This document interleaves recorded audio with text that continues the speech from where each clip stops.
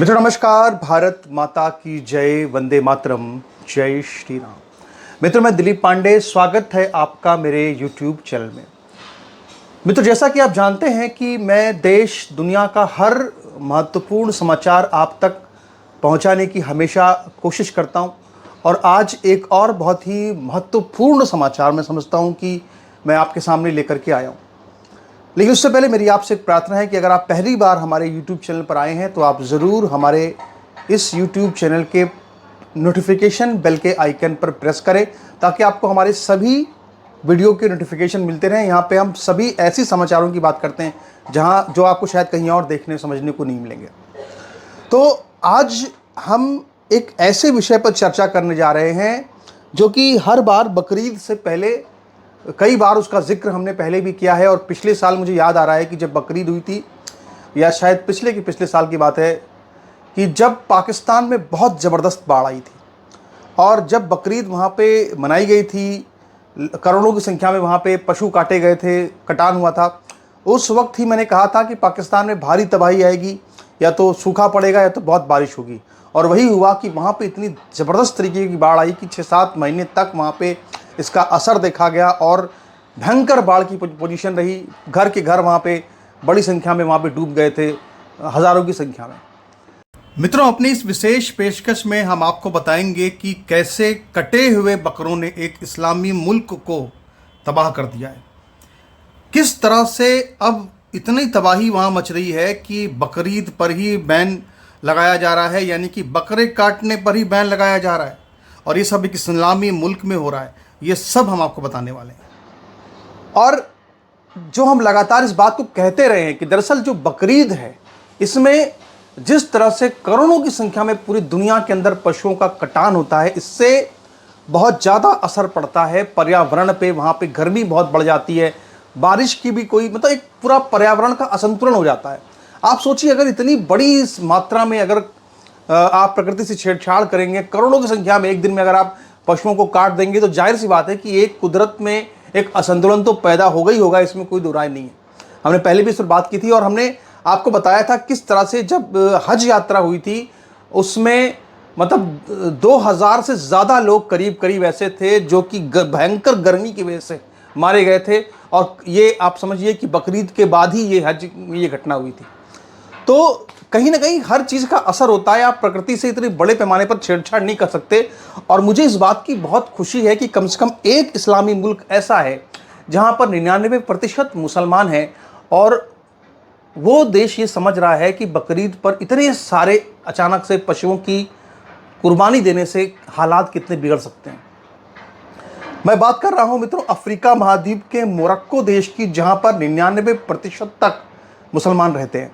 और वहाँ पे बकरीद पर जो कुर्बानी होती है बकरों की, उसको पूरी तरह से रोक दिया गया है, जो मैं समझता हूँ कि एक पूरी दुनिया के लिए एक बहुत बड़ी घटना है। इस्लामी इतिहास की एक बहुत बड़ी घटना है कि जब किसी देश ने पूरी तरह से बकरीद पर बनाने पर या बकरा काटने पर पूरी तरह से बैन लगा दिया हो। ये अपने आप में मैं समझता हूँ कि बहुत बड़ी घटना है, और ये घटना आगे जाकर की नज़ीर बनेगी। और हो सकता है कि धीरे धीरे और भी इस्लामी मुल्क इस चीज़ को समझे और बकरीद पर या इस तरह के जो बकरीद तो मनाएं, मगर जो बकरे काटते हैं इस पर इतनी बड़ी संख्या में इस पर थोड़ा सा रोक लगाएं, ऐसा हम देखेंगे। बकरीद आने वाली है, उसको लेकर के देखिए किस तरह से गाजियाबाद के अंदर आज रात बड़ी घटना हुई है, और इस पर भी आगे हम चर्चा करेंगे। बिल्कुल सड़कों पर आक्रोश दिखा है, क्या पूरा मामला है इसकी भी चर्चा करेंगे हम। लेकिन चूँकि मामला बहुत सेंसिटिव है, ऐसे मामले बहुत मजहब के होते हैं, धर्म के होते हैं, तो हम उन मामलों में थोड़ा सा हम सावधानी बरतते हुए न्यूज़पेपर्स को ज़रूर दिखाते हैं, ताकि किसी को भी ये न लगे कि हमने ऐसे ही कोई खबर हवा में बता दी है। तो देखिए, ये मैं आपको हिंदुस्तान की हेडलाइंस दिखा रहा हूँ। देखिए आप, मैं पूरा समाचार आपको बताऊंगा। लिखा है, मुस्लिम देश मोरक्को में क्यों बकरीद में कुर्बानी पर रोक, वजह मजहब के अलावा कुछ और। तो ये खबर छपी है इसमें पूरी। और यहाँ पर देखिए इसमें क्या लिखा हुआ है कि अफ्रीका के इस्लामी देश मोरक्को ने बकरीद में कुर्बानी पर रोक लगा दी है। इस रोक के दुनिया भर में चर्चे हैं और सवाल उठ रहे हैं कि आखिर मुस्लिम देश ने ऐसा फैसला क्यों किया। भारत में अक्सर शाकाहार का प्रचार करने वाला एक वर्ग बकरीद पर कुर्बानी बंद करने की अपील करता रहा है। इस पर विवाद भी होते हैं। ऐसे में मुस्लिम बहुल मोरक्को में बकरीद पर कुर्बानी रोकना अहम फैसला है और इसकी दुनिया भर में चर्चा है। मोरक्को में 99% मुसलमान आबादी है। दरअसल मोरक्को के किंग मोहम्मद VI ने इसलिए कुर्बानी पर रोक लगाई है क्योंकि उनका कहना है कि इसके चलते आर्थिक और पर्यावरणीय संकट जो है वो बढ़ सकते हैं। तो अब देखिए यहाँ पे मोरक्को में क्या हो रहा है। मोरक्को में पिछले 7 साल से वहाँ पे लगातार गंभीर सूखा पड़ा हुआ है और जो वहाँ के मोहम्मद VI जो कि वहाँ के किंग हैं, उन्होंने जब जांच इस बात की कराई है तो उसमें उन्होंने पाया है कि जो पशुओं का अवैध रूप से भारी मात्रा में कटान होता है, इसकी वजह से जो ऊष्मा निकलती है उसकी वजह से पर्यावरण असंतुलन होने के चलते ये सूखा खत्म नहीं हो पा रहा है और 7 सालों से लगातार गंभीर सूखा है। हालात वहाँ पर ये हो गए हैं इतने गंभीर सूखे की वजह से कि जो पैदावार है, जो कि पैदावार फसलों की होती है, वो लगभग 50% तक पूरी तरह से घट चुकी है। जो वहाँ पे मवेशी हैं, जो वहाँ पशु हैं, वो इतने बड़ी संख्या में लगातार मर रहे हैं कि 40% मवेशी जो है वो इस सूखे में अब तक ख़त्म हो चुके हैं। और पानी की कमी ऐसी है कि जो वहाँ पे बड़ी बड़ी नदियाँ, जलाशय है, वहाँ पे पानी जो है वो 1/4 तक ख़त्म हो गया, यानी 25% पानी वहाँ पे ख़त्म हो चुका है। तो ऐसी स्थिति में आप देखिए कि जो वहाँ पे मांस की कीमत वैसे भी बहुत बढ़ चुकी है, वैसे वहाँ पे अनाज की कीमत बहुत बढ़ चुकी है, बहुत भयंकर वहाँ महंगाई चल रही है। और यही वजह है कि अब वो इस चीज़ को समझ चुके हैं कि ये सब की जो वजह है वो क्या है कि जो अवैध रूप से इतना कटान जो हो रहा है पशुओं का, ये इसकी अहम वजह है। और यही वजह है कि उन्होंने ये कह दिया है कि भाई पशुपालकों पर, किसानों पर और बोझ ना पड़ जाए, देश की आर्थिक स्थिति और ना बिगड़ जाए, पर्यावरण असंतुलन और ज़्यादा ना हो जाए, ये सूखा और ज़्यादा ना बढ़ जाए, ये बाढ़ के हालात और ऐसे ना हो जाए। इसलिए अब यही आवश्यक है कि भाई इस पर जो है बैन लगाया जाए और बकरीद पर जो बकरी काटते हैं या जो पशु काटते हैं उसको ख़त्म किया जाए। तो मोहम्मद VI ने फिर आखिरकार ये फैसला, उन्होंने बहुत बड़ा फैसला कर दिया है। अब इसको लेकर के बहुत सारे वहाँ मोरक्को के अंदर बहुत सारे ग्रुप्स हैं जो कि लगातार ये कह रहे हैं कि ये जो किंग मोहम्मद VI हैं, इन्होंने इस्लाम के खिलाफ जाकर के फैसला लिया है, इस्लाम के खिलाफ उनको नहीं जाना चाहिए। अब इस पर वहाँ पे जो लोग मोहम्मद की VI के समर्थक हैं वो ये कह रहे हैं कि 7 साल से सूखा पड़ रहा है और तुमको इस्लाम के उसूलों की पड़ी है, अगर ये सही बकरीद फिर कुर्बानी होगी और सूखा 3 साल और बढ़ जाएगा तो खाने को अनाज नहीं होगा, तो क्या तुम खिलाओगे? क्या कौन खिलाएगा? आप सोचिए अभी गाजा में क्या हालत हुई पड़ी है।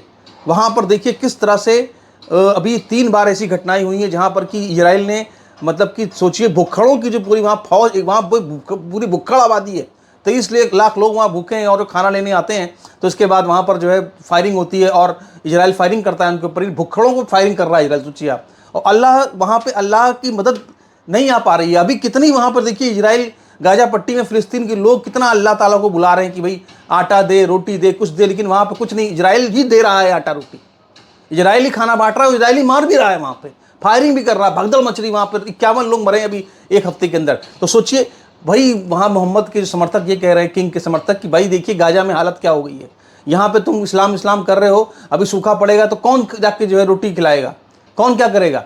और आप देखिए कहीं ना कहीं ये जो ये पूरे वहाँ के लोगों के आचार व्यवहार होते हैं, जहाँ पे इस्लाम का जन्म हुआ मक्का, वो सऊदी अरब खुद एक रेगिस्तान है।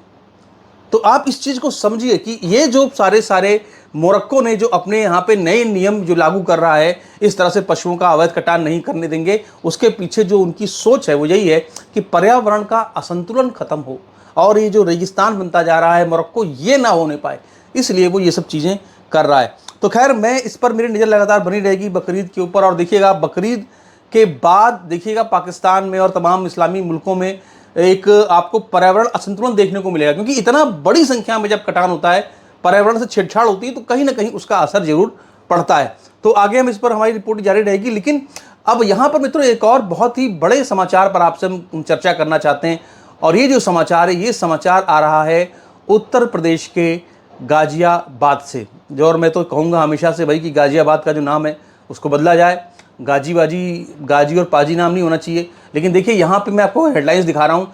भीड़ ने पुलिस के सामने मांस से भरा ट्रक फूंका, गाजियाबाद में 3 किलोमीटर पीछा कर ट्रक को पकड़ा, ड्राइवर क्लीनर को दौड़ाकर पीटा। ये हिंदू संगठनों ने रात भर पूरा एकदम वहाँ पे एक काफ़ी बवाल वहाँ पे हुआ है।